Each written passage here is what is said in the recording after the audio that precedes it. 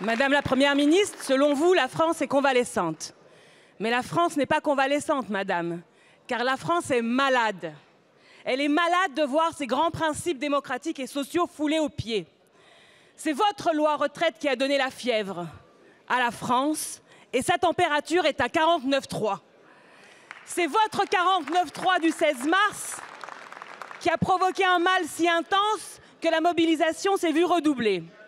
Les Français sont malades de vous voir parler de cheminement démocratique alors que depuis le début, vous refusez de justifier en droit l'usage de la procédure prévue à l'article 47.1 de la Constitution, détournant en réalité son usage pour organiser le passage en force.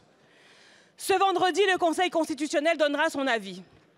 Avec votre trucage, vous l'avez mis dans l'embarras. S'il vous censure, il assume un rôle politique qui n'est pas le sien. S'il ne vous censure pas, il renonce à défendre la Constitution dont il a la garde et affaiblit alors irrémédiablement la Ve République qui se porte déjà très mal.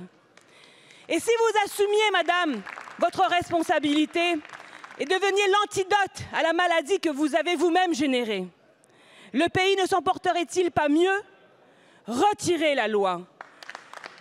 C'est encore le message qui sera porté en masse dans les mobilisations ce jeudi 13 avril.